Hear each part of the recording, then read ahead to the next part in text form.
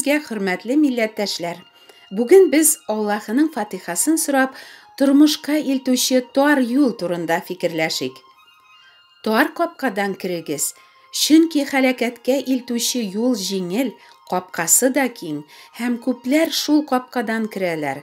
Ә тормышка керә торган капка кысан, юлы тар, һәм аны азлар гына таба дип укыйбыз Аллаһының сүзләрендә. Изги Инҗилдә Гайса кешеләргә күк патшалыгына, Аллаһының оҗмахына бару юлын өйрәтә. Каян белә Гайса бу юлны? Чөнки ул бу юлдан инде үткән. Күктән ингән заттан башка берәүнең дә күккә күтәрелгәне юк. Ул зат Адәм угылы ди Гайса үзе турында.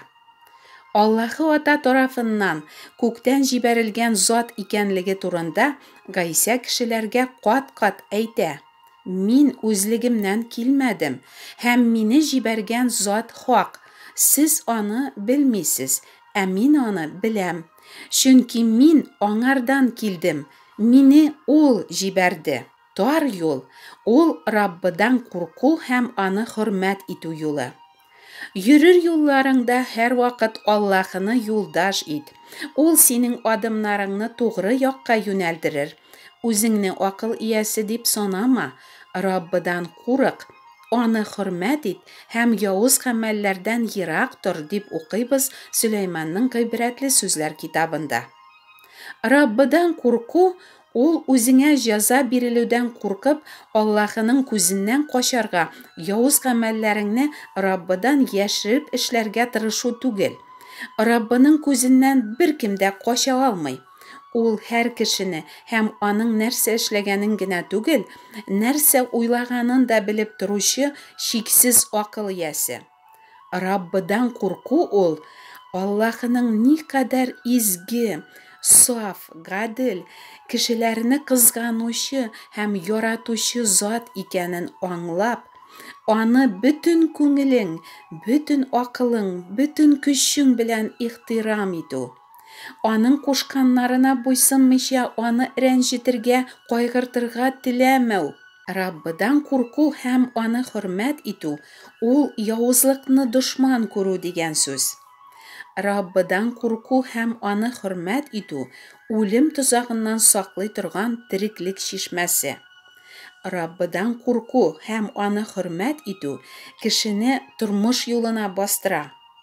Раббыдан курыккан һәм аны хөрмәт иткән кеше үзен канәгать һәм хәвефсез тояр ди Аллаһының сүзләре. Раббыдан курку һәм аны хөрмәт итү кешедә үзеннән үзе барлыкка килми. Чөнки без гөнаһлы булып ук туган бәндәләр бары явызлыкка гына хирысбыз, яманлык эшләргә генә сәләтлебез. Явыз гамәлләргә безнең һәрберебезне йөрәгебездәге тәкәбберлек этәрә. Тәкәбберлек бөтен гөнаһларның анасы. Ул һәр кемнең йөрәгендә бу дөньяны без калдырып киткәнче яши. Үзен тәкәббер түгел дип санаучы кеше Раббыдан куркып аны хөрмәт итү юлыннан әле бик ерак. Изги язмада Аллаһы тәкәбберләргә каршы тора, ә тыйнак күндәмнәргә мәрхәмәтен бирә дип әйтелгән. Шуңа күрә тормыш юлына аяк басу, үзеңне Аллаһыга буйсындырып, тыйнак күндәмлеккә, юашлыкка таба борылудан башлана. Тәкәбберлеген танып, аның белән аяусыз көрәш башламаган кеше бу тар юлга сыймый. Бу тормыш юлы шул кадәр тар, ул юлдан гөнаһларыңны калдырмыйча барып булмый. Кая куярга соң ул бетмәс төкәнмәс гөнаһларны? Алла сүзе гөнаһларыңны Гайсәгә китер, аңа сал ди. Чөнки Гайса кешеләрне гөнаһларыннан азат итәр өчен күктән җибәрелгән зат. Үзенә иман итүчеләрнең гөнаһларын Гайса үз өстенә алып, алар өчен үлем хакы түләгән һәм бу кешеләрне үлемнән юлып алып, аларга терелү һәм тормыш биргән. Гайса тормыш юлына кертә торган бердән бер капка. Гайса әйтә: "Мин капка, Минем аша керүче котылачак. Мәңгелек тормышка илтүче юлга керү өчен шушы тар капка Гайсә аша керергә кирәк. Ул Аллаһы янына алып бару өчен салынган бердән-бер күпер. Утлы күл аша үткәрә алучы изге Аллаһы бәрәне. Аңа тотынучы, өмөтен аңа баглаучы кеше һич кайчан оятка калмас ди Аллаһының сүзе. Тормышка илтүче тар юл бик күп сынаулар юлы ул. Беренчедән, бу тар юл кешеләр сине хурлый һәм мыскыл итә торган юл.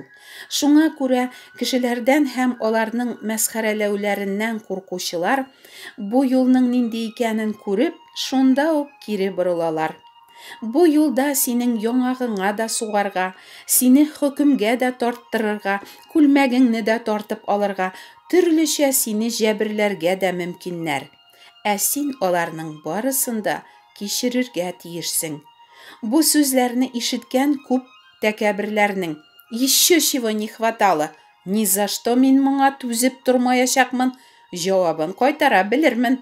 Үземне шулай мыскыл иттереп торырга мин диванамыни диячәкләрен белеп торам.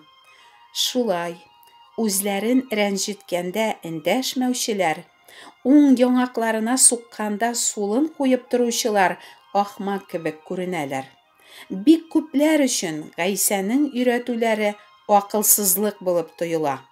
Кешеләрнең гөнаһларын үз өстенә алып, аның үлүе һәм үледән терелүе дә акылга сыймаслык эш шул.